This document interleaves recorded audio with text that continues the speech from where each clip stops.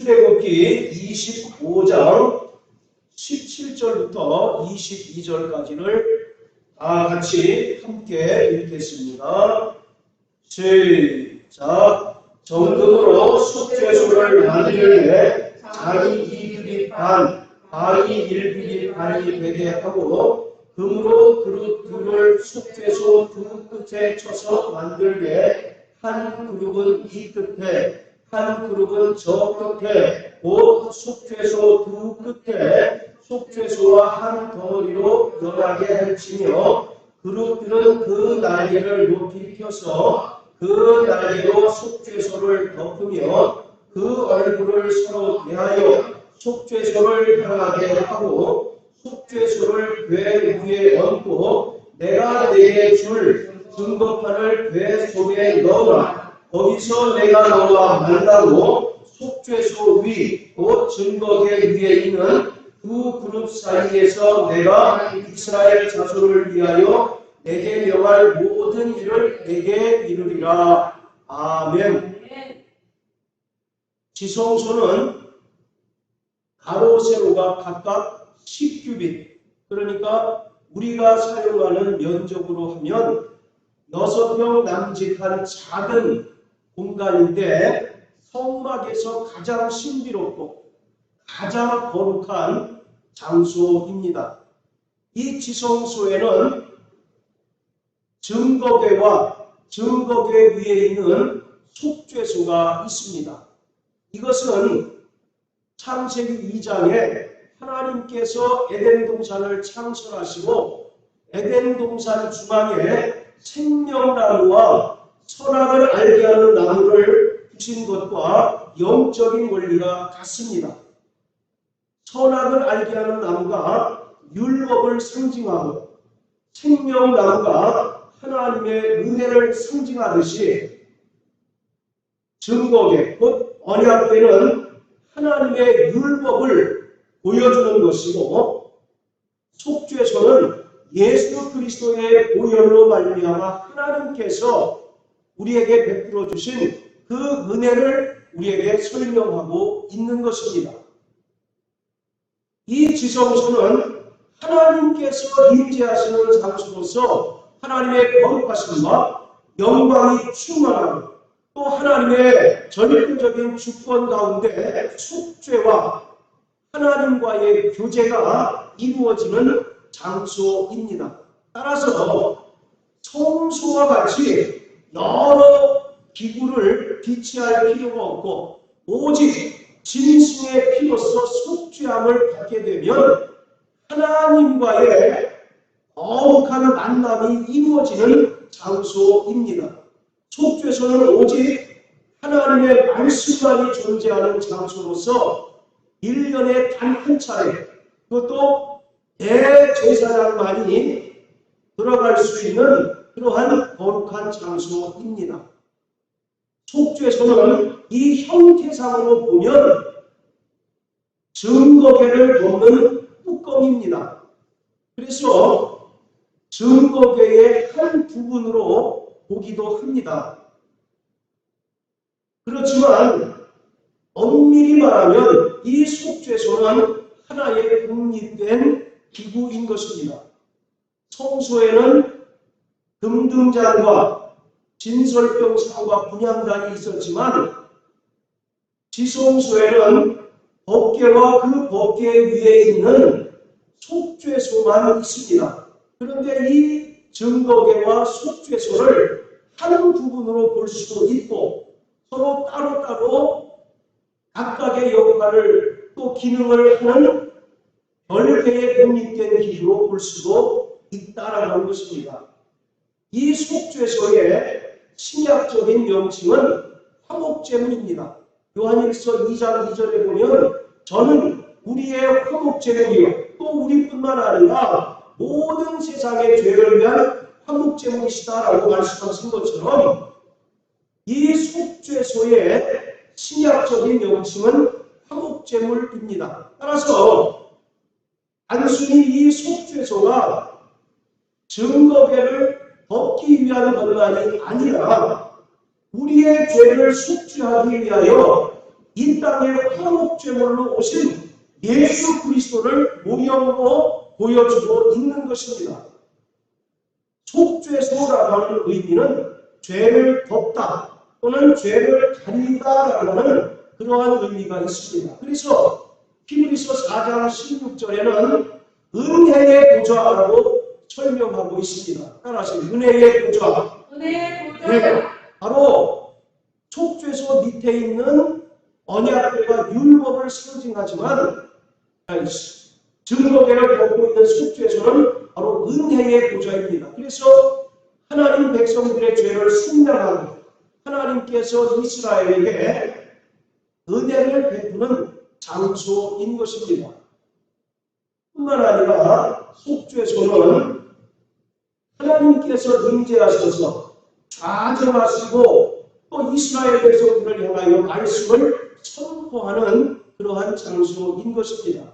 말씀드린 것처럼 이 언약궤가 하나님의 율법을 우리에게 보여주는 것이라면 속죄소는 하나님의 자비와 긍휼을 우리에게 나타내주고 있는 것입니다. 속죄한 것이 율법만 존재한다면 그것은 정죄요 또 심판을 의미하지만 하나님께서 자비와 긍휼과 은혜로서 율법이 담겨있는 언약궤를 덮어두게 하셨습니다. 이것은 죄를 범한 인간은 율법으로 의로워질 수 없고 또 율법으로 구원받을 수 없을 뿐만 아니라 오직 하나님께서 베풀어 주신 그 은혜로만 살 수 있고 그 은혜를 통하여서 구원받을 수 있음을 설명하고 있는 것입니다. 하나님의 율법을 통해서 죄가 드러나기 때문에 사람들은 속죄소 밖에 다른 장소에서 하나님을 만날 수 없습니다. 그리고 죄인들이 자기의 죄를 가지고 하나님께 나가면 반드시 죽임을 당할 수밖에 없습니다. 그러나 하나님께서 명하신 속죄소를 통하여 율법이 들어있는 언약궤를 덮고 또 속죄소에 뿌려진 그 피를 통하여 은혜를 베풀어 주셨기 때문에 누구든지 그 속죄소를 통하여 속죄의 은혜를 경험하게 되고 비로소 하나님을 만날 수 있게 되는 것입니다. 이 속죄소가 가진 가장 특별한 은혜는 언약궤를 덮는 데 있습니다. 그리고 언약궤 안에 있는 그 율법 위에 드리워졌다고 하는 사실이에요. 따라서 속죄소가 언약궤를 덮고 속죄소에 뿌려진 그 피가 이스라엘 백성들의 모든 죄를 깨끗이 씻듯이 예수 그리스도는 이 땅에 오셔서 우리를 위하여 율법의 모든 요구를 이루셨고 율법을 완전히 성취하셨을 뿐만 아니라 율법의 모든 저주에서 우리를 구원하시기 위하여 친히 십자가에 달려 죽으셨습니다. 그래서 갈라디아서 3장 13절에 보면 저가 우리를 율법의 모든 저주에서 속량하시기 위하여 친히 나무에 달리셨으니 나무에 달린 자마다 저주를 받은 자라 이와 같이 말씀하고 계세요. 오늘 우리의 죄로 인하여 우리가 저주를 받고 우리가 정죄를 당하고 심판을 당하여야 마땅하지만 하나님의 아들 독생자 예수가 말씀인 신의 땅에 오셔서 모든 율법의 요구를 이루셨고 또 모든 율법을 다 성취하셨을 뿐만 아니라 율법의 저주에서 우리를 구원하시기 위하여 친히 저가 저주의 나무인 십자가를 지고 피 흘려 죽으셨습니다. 그렇기 때문에 누구든지 예수의 피를 힘입어 휘장을 통과해서 지성소에 나가서 하나님과 화해할 수 있고 또 하나님께서 내게 베풀어 주신 그 약속과 은혜에 참여할 수 있게 되었습니다.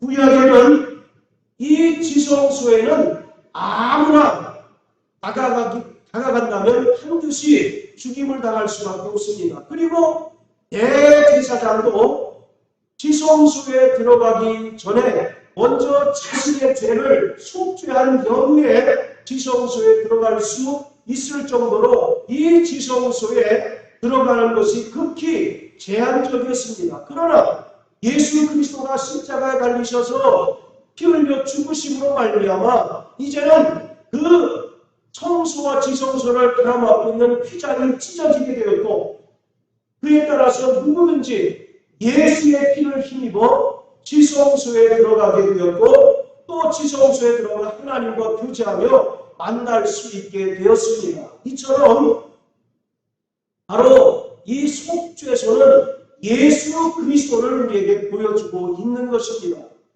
속죄소에 뿌려진 예수 그리스도의 피가 우리의 모든 죄를 사하여 주셨기 때문에 누구든지 예수의 피를 힘입고는 죄사함을 받을 수 있고 속죄의 은혜를 누리게 된 것이에요. 따라서 구원받은 우리 모든 성도들은 날마다 예수의 피를 힘입어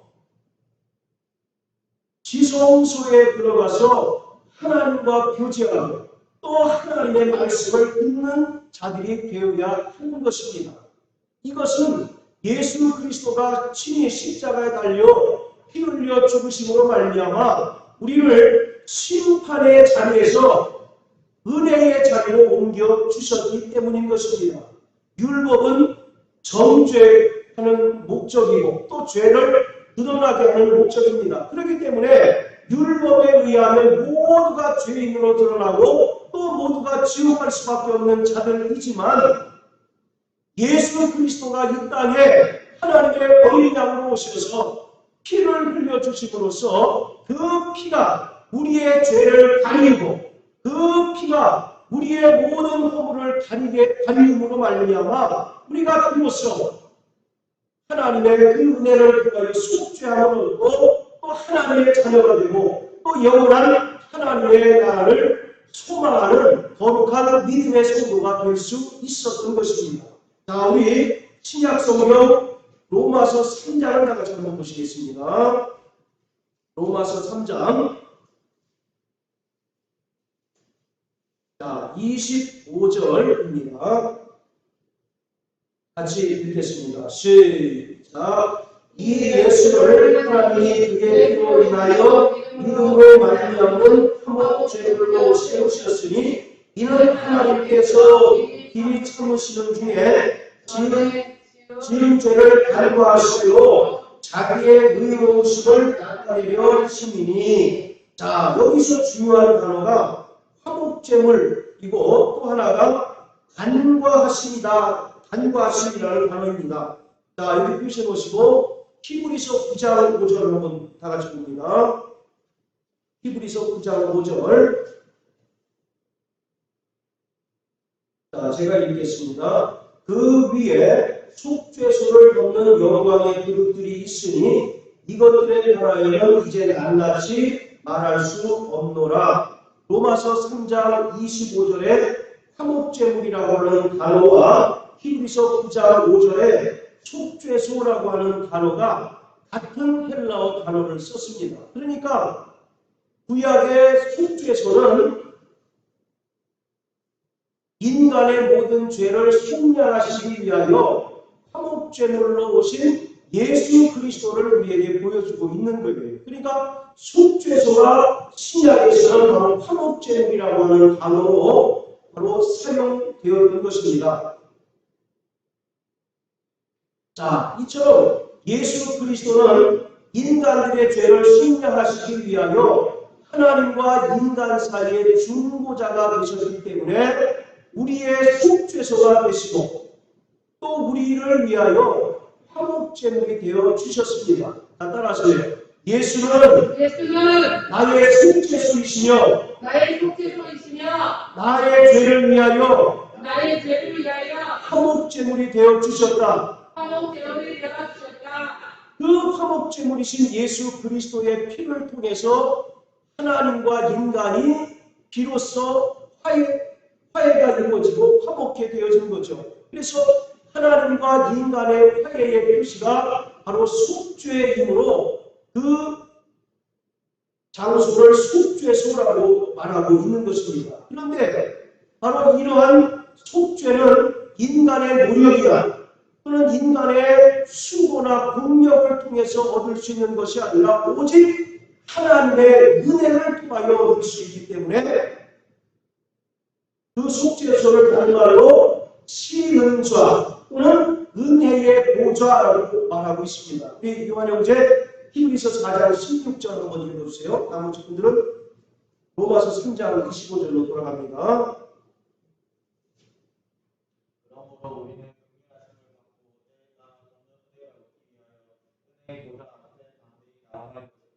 자, 따라하세요. 은혜의 보좌. 은혜의 보좌. 네, 바로 구약에서는 속죄소라고 한 반면에 신약에서는 바로 은혜의 보좌라고 기록하고 있는데 하나님과 인간이 화해하기 위해서는 반드시 뭐가 먼저 선행되어야 합니까?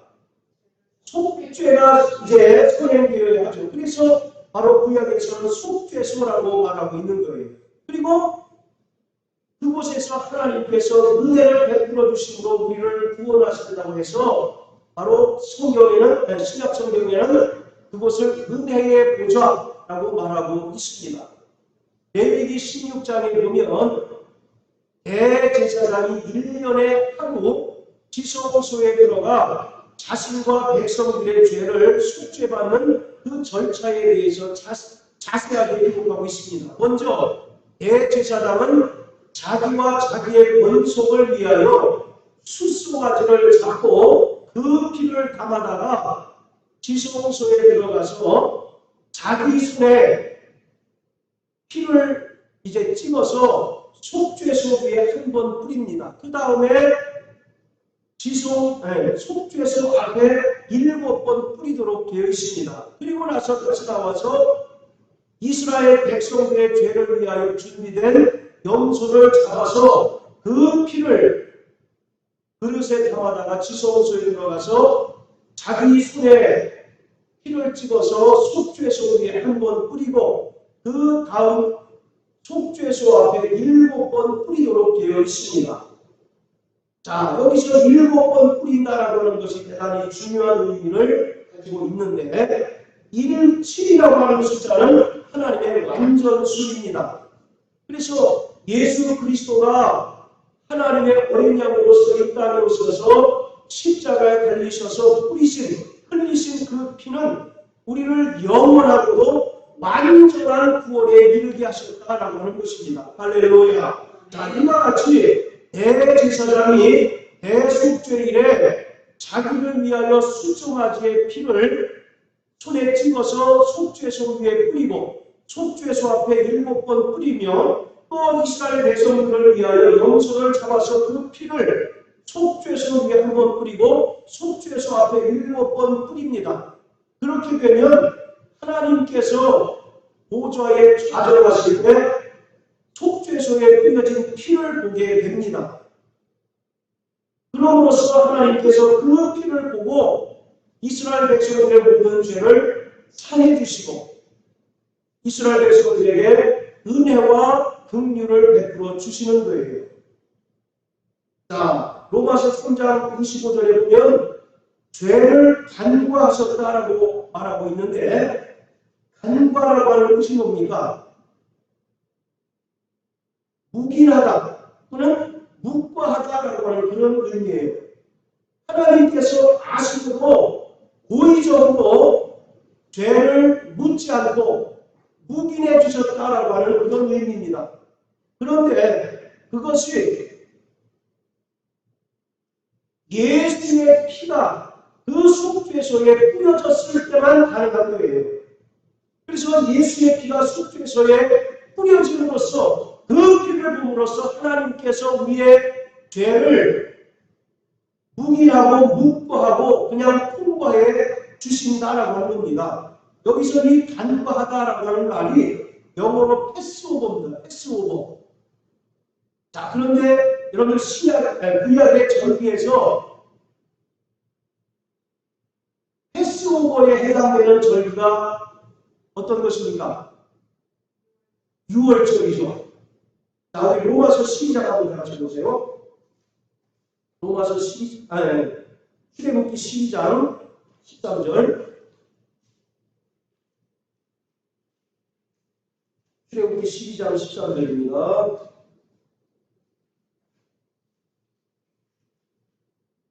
자, 시작. 내가 이 땅을 칠 때에 그 피가 너희의 거하는 집에 있어서 너희를 위하여 기적이 될지라.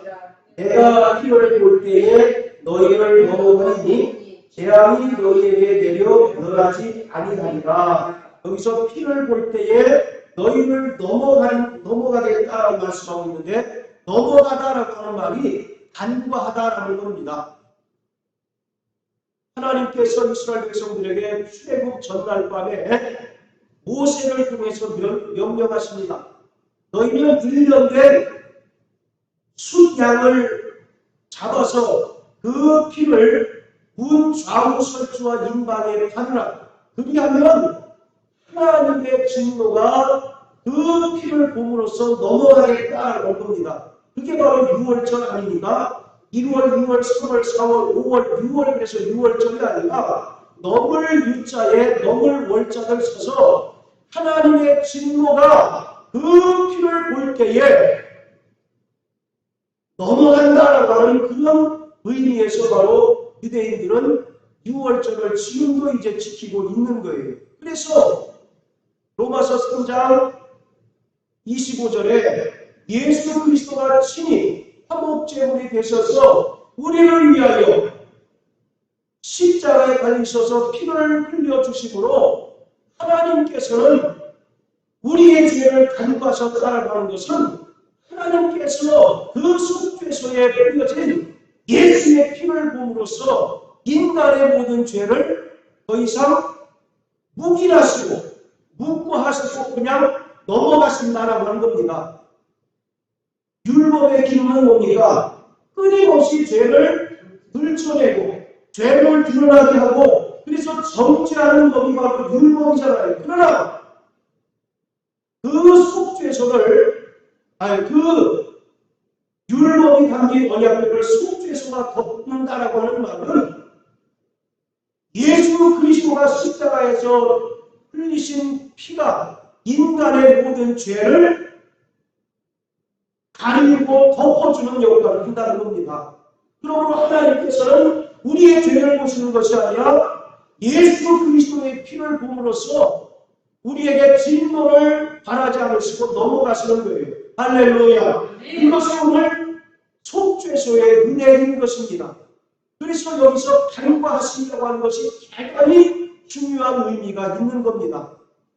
우리가 하나님께 회개할 때도 하나님께서 우리의 죄를 다 간구해 주십니다. 할렐루야. 그래서 이사야서에 보면 하나님께서는 우리의 죄를 사하시고 도말하시며 다시는 기억지 아니하시는 분이다라고 말씀하고 계셔요. 하나님은 전지하신 분이십니다. 그분이 우리의 죄를 고의로 망각해 주시는 것이 오늘 우리에게 큰 은혜인 것을 믿으시길 주의 이름으로 축원합니다. 우리의 과거의 죄 또 현재의 죄까지 날까지 다 기억하고 계신다면 그 앞에 온전히 설 수 있는 사람이 있겠으며 그 앞에 구원받을 만한 사람이 어디 있겠어요. 그러나 예수 그리스도가 하나님과 인간 사이의 중보자가 되시고 또 화목제물이 되어주심으로 그가 흘리신 피가 속죄소에 뿌려짐으로 인하여 하나님께서 더 이상 우리의 죄를 보시는 것이 아니라 속죄소에 뿌려진 무엇을 보십니까? 예수 그리스도의 피를 부음으로써 우리의 죄를 사하시고 우리에게 자비와 긍휼과 은혜를 베풀어 주시는 거예요. 그것을 대속죄일에 대제사장이 행하는 절차를 통해서 그대로 보여주고 있는 것입니다. 그래서 히브리서에 보면 그가 친히 화목제물이 되심으로 단도의 자기 육체를 찢으셔서 영원한 숙제를 이루어 주셨다라고 말하고 있어요. 그 숙제가 이루어지는 곳이 속죄소이고 또 그 속죄를 통해서 하나님과의 화해가 이루어지고 하나님과의 만남이 이루어지고 또 하나님의 말씀을 듣는 것이 바로 오늘 속죄소인 것입니다. 자, 다시 또 출애굽기 25장으로 돌아가서요. 이 속죄소 양 끝에는 두 그룹이 날개를 펴고 있다라고 말하고 있습니다. 그러니까 이 그룹은 하나님을 보좌하고 또 하나님을 수종드는 천사들로서 양 끝에 있는 이 그룹들 사이가 바로 하나님의 보좌가 되는 것입니다. 그리고 속죄소 밑에 있는 언약궤, 또 증거궤가 하나님의 발등상이 되는 것이죠. 그래서 증거궤와 속죄소를 한 세트로 보기도 하고 또 각각의 역할과 기능을 나누어서 이제 설명하기도 하는 겁니다. 어쨌든 간에 언약궤는 우리에게 율법의 기능을 설명하고 있는 것이고 속죄소는 예수 그리스도가 그 피로 말미암아 우리에게 베풀어 주신 그 은혜를 설명하고 있는 거예요. 그래서 율법이 보이면 인간 중에 구원받을 만한 사람이 아무도 없는 거지요. 그래서 하나님께서 자비와 긍휼로서 그 언약궤를 덮으셨고 또 속죄소에 뿌려진 그 피로 말미암아 인간의 모든 죄를 속량하시고 우리에게 은혜를 베푸심으로 우리에게 구원함을 얻게 된 것입니다. 그것을 로마서 3장 23절에는 간구하심의 은혜라 이렇게 얘기합니다. 다 따라하세요. 간구하심의 은혜. 네. 하나님께서는 회개한 죄에 대해서는 기억지 않으셨습니다. 또 고의로 망각해 주셔요. 오늘 우리에게서 그렇기 때문에 예수의 피만 보여야 하는 겁니다. 인간의 노력이나 인간의 공로가 보이면 반드시 그러한 사람은 하나님 앞에 심판을 받고 죽을 수밖에 없는 것이죠. 그러나 나는 죄인입니다라고 고백하고 그렇기 때문에 예수의 보혈만 의지합니다. 속죄소에 뿌려진 예수의 보혈만 의지합니다라고 고백하는 자들은 하나님께서 우리의 죄악을 보는 것이 아니라 속죄소에 뿌려진 예수 그리스도의 보혈을 보심으로 우리를 죄에서 사하시고 우리에게 은혜를 베풀어 주시는 것입니다. 그러므로 우리는 날마다 예수의 보혈을 힘입어 휘장을 통과해서 지성소에 이르러서 하나님과 교제하고 또 하나님과 신령한 교제를 갖는 거룩한 믿음의 성도가 되어야 하는 것입니다. 구약에는 성소에는 제사장들이 들어갈 수 있었고 잘 아시는 것처럼 지성소는 364일이 휘장으로 가로막혀 있어서 아무도 출입을 허가하지 않았습니다. 그러나 1년 1차 단 하루만 대제사장만이 출입을 허용할 정도로 거룩하고 참으로 준엄한 것이었죠. 그러나 예수 그리스도가 이 땅에 오셔서 십자가에 달리셔서 죽으심으로 그 휘장이 찢어지게 되었고 비로소 예수가 열어놓으신 그 새롭고 산 길을 통해서 누구든지 예수의 보혈을 힘입어 지성소에 들어가 하나님을 만나고 하나님의 임재를 경험하고 하나님의 그 베풀어 주신 은혜로 충만한 삶을 살아갈 수 있게 되는 것입니다. 그러므로 사랑하는 성도 여러분, 날마다 주의 보혈을 의지하여 속죄소에 들어가 하나님과 교제하는 자 되시기를 주의 이름으로 축원합니다.